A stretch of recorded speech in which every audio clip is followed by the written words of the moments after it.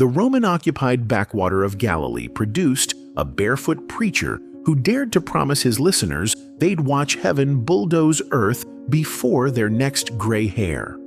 No war plan, no treasury, just a cryptic slogan, "Kingdom of God," delivered by a man who slept outdoors and told creditors to chill.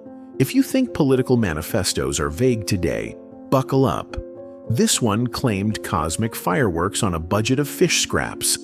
Jesus promised the end of the age before the last fig leaf shriveled, and that line hit like thunder in a world already crackling with apocalyptic lightning.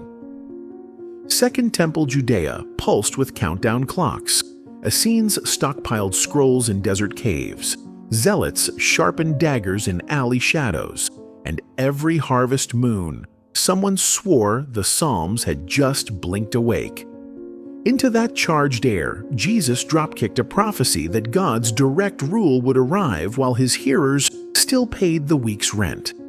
The phrase, "Kingdom of God," didn't mean clouds and harps.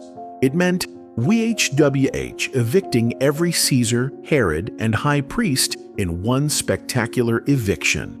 Yet instead of rallying militias, he hiked dusty villages announcing the royal party guest list. Lepers, beggars, sex workers, debt slaves, precisely the people empire treated like litter.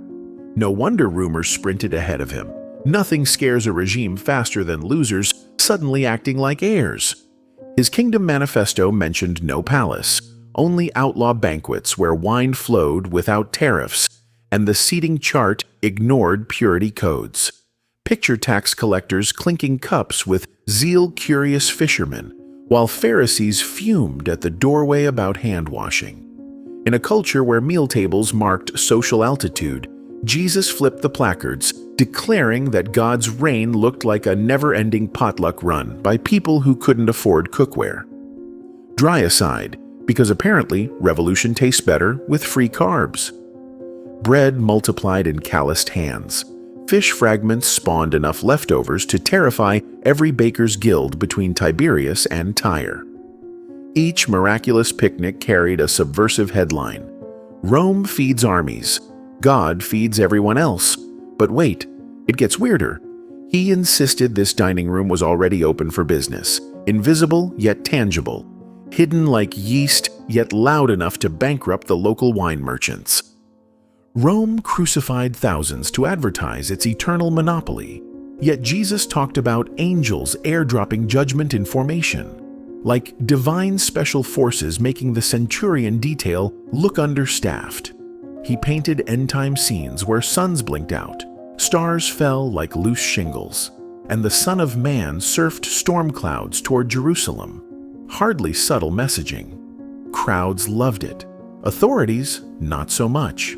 Still, his apocalypse came with odd fine print. Pay taxes if you must, carry a soldier's pack an extra mile, love enemies who commandeer your donkey. Try explaining that strategy to zealot recruiters. Sabotage the empire with unrequested kindness. Yet for every rebel wishing for sharper steel, there was a widow thrilled that God's uprising started with debts forgiven rather than throats slit. He told illiterate fishermen they'd soon occupy thrones judging the 12 tribes, while their nets still dripped seawater and smelled like yesterday's sardines. James and John, sons of a provincial fishmonger, suddenly pictured themselves in judicial robes, perhaps wondering if courtroom snacks would include broiled tilapia.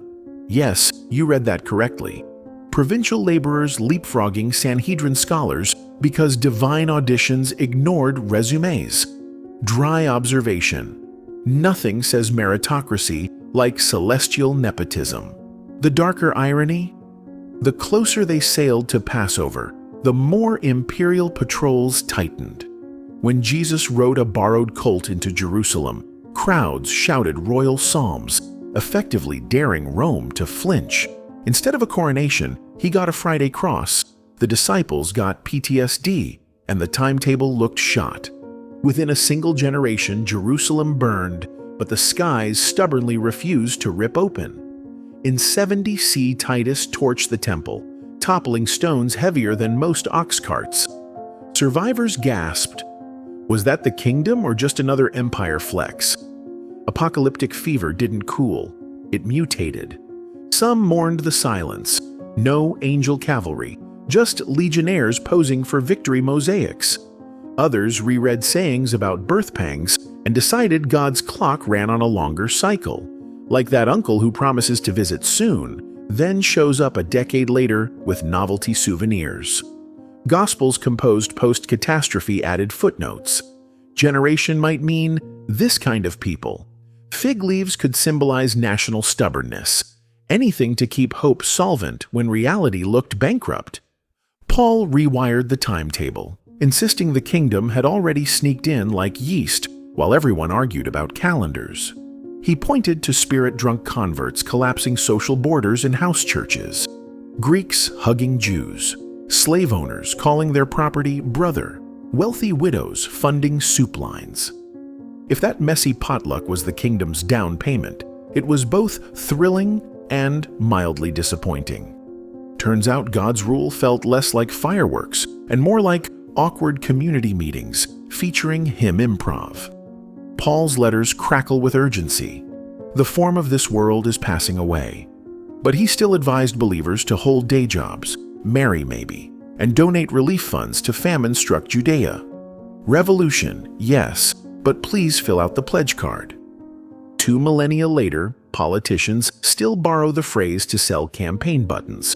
Proof the kingdom became a slogan long before it became a regime. Idealists rename it utopia. Dystopians fear it as Big Brother. And prosperity preachers monetize it with branded seed-offering envelopes. Meanwhile, scholars parse Dead Sea Scroll fragments, hunting for earlier deadlines Jesus might have penciled in the margins. The enduring twist, a Galilean artisan's vague but incendiary catchphrase, outlived every dynasty that mocked it. Maybe that's the final joke. Empires bet on swords, prophets bet on sentences, and history keeps cashing the prophet's checks at embarrassingly high interest. So yes, Jesus expected the kingdom soon. And yes, the word soon has been arguing with calendars ever since, quietly undermining every empire that tries to spin eternity into a quarterly forecast.